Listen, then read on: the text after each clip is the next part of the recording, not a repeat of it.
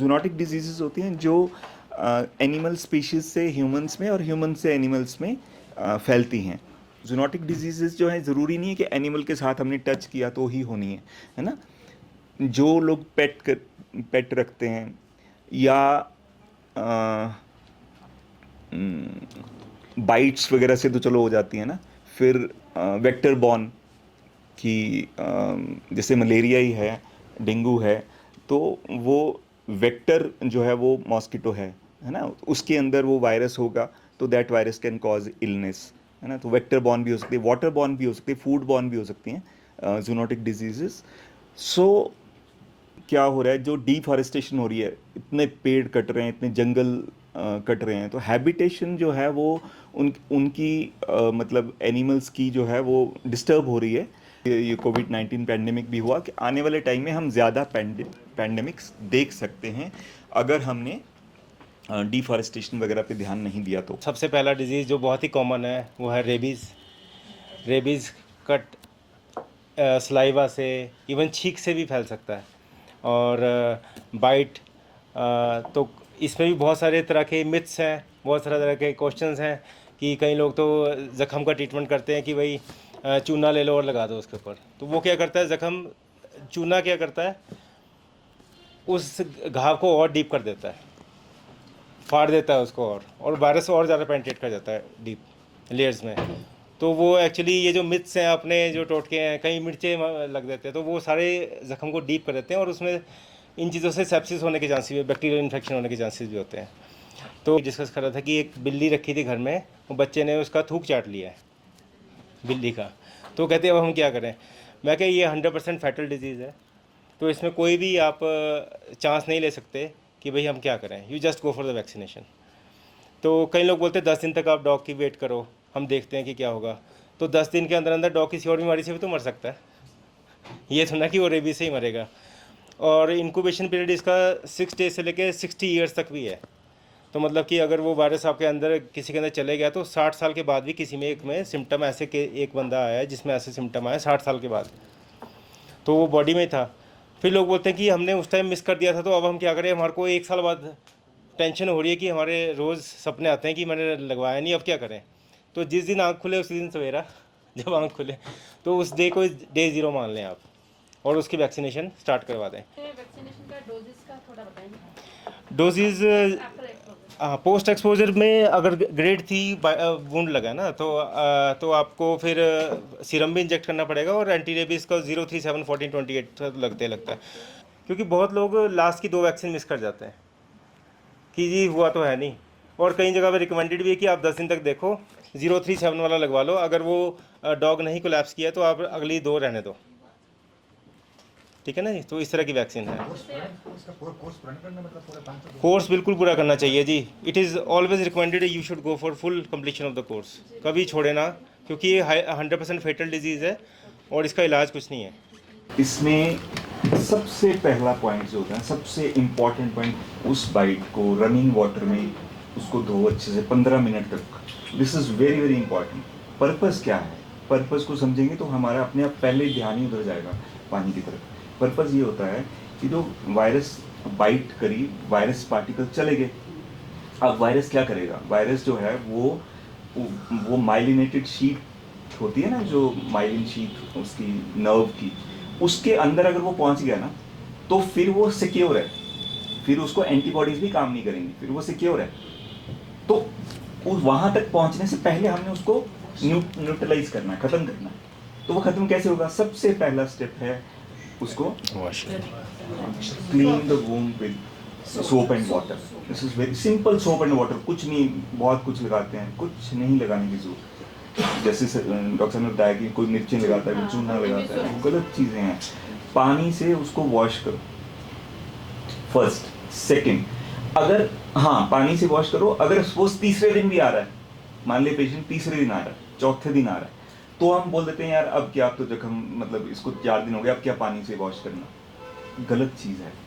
उसमें थोड़ी C virus बची होगी, आप थोड़ा भी उसको, बिकॉज बाद में अगर वो माइलिन शीट के अंदर चला गया वायरस थोड़ा सा भी, तो वो मल्टीप्लाई कर देगा वहाँ पर, तो वो सेफ है, सिक्योर है ना। तो वो उसको आप तीसरे दिन भी अगर आप मतलब कोई मतलब किसी को पता नहीं है ना, अवेयर नहीं है इस चीज़ के बारे में, वो आपके पास आ रहा है तो उसको वॉश करो, तब भी करो, 3rd डे पे भी करो, 4th डे पे भी करो। 1 सेकेंड तो वो कहते हैं कि 037 लगाओ आप, ERV जो है 0.1 है ना, बोथ साइड्स इंट्राडर्मल। ठीक है, अब इसके साथ आ जाती है चीज़, जैसा कि डॉक्टर ने बताया कि ग्रेड 3 बाइट जो है, ग्रेड 3 होती है जिसमें कि खून निकल आया है, मतलब उसको है ना, गहरा जख्म। हाँ गहरा जख्म। ग्रेड 2 क्या होती है? ग्रेड 2 होती है कि स्क्रैच लगा है ना, स्क्रैच लगा, दैट इज ग्रेड 2। लेकिन from treatment point of view मैं ये कहता हूँ, इजी भी है उसको अंडरस्टैंड करना। उसको क्या करना चाहिए, जब हमें एक वो लेना चाहिए, स्पिरिट स्वैब लेना चाहिए। सपोज किसी ने बताया कि यहाँ पर मेरे को वो किया था, जैसे स्क्रैच लगा, आपको समझ नहीं आ रहा कि वो उसकी स्किन जो है वो कटी है, breach in continuity of skin है या नहीं है। आपने एक स्पिरिट टेस्ट करना है, स्पिरिट स्वैब लेना है, स्पिरिट लगानी है, उसको ना वो होएगी, सेंसेशन होगी, जलन होगी। अगर जलन हो रही है इसका मतलब स्किन कटी है, आपको वहाँ इन्फिल्ट्रेट करना ही है। अगर आप ARB डाल दोगे वहाँ पर, मतलब थोड़ा सा, that is depending upon the wound, अगर वुंड बड़ा है तो ज़्यादा डालना पड़ेगा, कम है तो थोड़ा डालना पड़ेगा, है ना। से वर्ल्ड वाइड एक अप्रोच चलती है, वन हेल्थ अप्रोच। तो वन हेल्थ अप्रोच का मतलब ये कि चाहे हेल्थ वो एनिमल की हो या ह्यूमंस की हो या इकोसिस्टम की हो, they are interconnected with each other. तो इस तरह से जो अवेयरनेस का जो अभी जो इसकी ज़ूनेसिस डे की जो थीम है वो भी कोलैबोरेशन और इस करके ही है। तो मैं तो ये ज़रूर चाहूँगा कि एक समाज सेवी होने के नाते कि आप ज़रूर जो भी कुछ कर सकते हैं ज़रूर करें पर्यावरण को बचाने के लिए, क्योंकि अगर हमारा पर्यावरण बचाना तो जो हमारी इम्यूनिटी है कुदरत ने दी है, भगवान ने दी है, वो स्ट्रॉन्ग रहेगी तो बहुत सारी चीज़ें हम फाइट कर सकेंगे। डॉक्टर साहब सही कहा मैंने, तो हम दिन रात यही काम करते हैं और आपसे एक आग्रह यही करते हैं कि आजकल जैसे हम वृक्षारोपण कर रहे हैं तो हम आपसे यही आग्रह करते हैं कि अपने लेवल पे ज़रूर करें, एक प्लांट लगाए और उसके संरक्षण का जिम्मा भी ज़रूर उठाए। अगर हम कोलैबोरेट करें सर तो अवेयरनेस से ये काफ़ी हद तक इन बीमारियों पे रोक लग सकती है सर। हमारा जानवरों के प्रति प्रेम बहुत ही ज़्यादा बढ़िया है, क्योंकि जहाँ तक मैंने समझा जूनोसिस दिवस का मतलब है कि पशुजन्य रोग दिवस है एक तरह से। तो मैंने ये देखा है कि जानवरों के प्रति जो हमारा प्रेम है मोह जैसा है। मैं तो उसको ऐसे लेता हूँ, बीच में इंटरव्यू कर रहा हूँ सर, बिकॉज क्या है कि पता क्या हो गया, हमारी जो लाइफ हो गई है ना, सब लोग इतने आइसोलेटेड हो गए हैं, बस वो फ़ोन और फेसबुक को छोड़ के, हाँ जी। ठीक है, तो उस पर हम मैसेज भी कर देंगे सब कुछ, good morning, good evening, everything will do, but आप घर जाकर के ना, आज आपके घर में जो भी मेंबर होगा ना, मदर है, फादर है, बच्चे हैं, उनको जाकर के ना कस के हगी करना है। वो जो हार्मोन सिक्रीट होंगे ना आपके अंदर, एंडोर्फिन्स, वो नहीं मिलते हैं, बिकॉज हम उससे दूर हो चुके हैं। तो हम ना फॉरेन में तो ये है कि वो बच्चों को, कुत्तों को या पेट्स को इस तरह से प्यार करते हैं वो ना, सो दे वो बेसिकली एंडोर्फिन्स रिलीज होते हैं उनके ऊपर। सो लेकिन उसको हमें ना उस तरह से, मतलब वो ठीक है, लेकिन at the same time we must understand कि हमें क्या करना चाहिए, how to protect ourselves and then also how to keep them. हाँ जी सर, बिल्कुल सर। Right sir.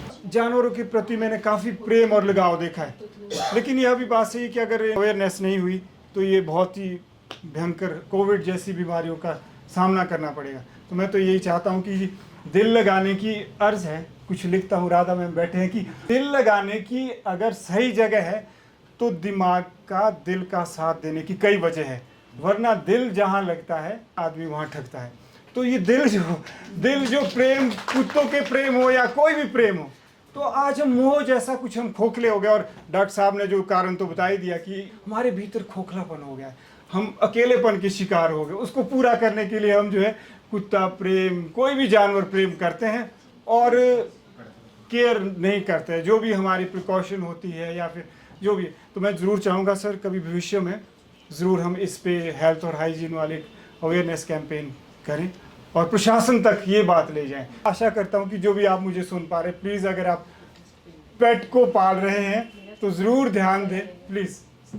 ये मेरे लिए आउट ऑफ सिलेबस चीज़ है, ये है सिलेबस एडमिनिस्ट्रेशन का, है ना। हम तो वी कैन जस्ट, जो हमें हमारा सब्जेक्ट है वो ये है कि जूनोसिस क्या है, कैसे प्रिवेंशन हो सकती है ना, ऑल दोज थिंग्स। अगर हमें नॉलेज होगा तो हम उसको शायद अच्छे से रखना शुरू करें, लेकिन हाँ definitely it should be at the administration level also कि एनिमल लवर्स हैं, they should be respected, but at the same time हम रिस्क में डालें अगर वो है ना ह्यूमंस को, तो वो भी थोड़ा सा बैलेंस मस्ट बी देयर।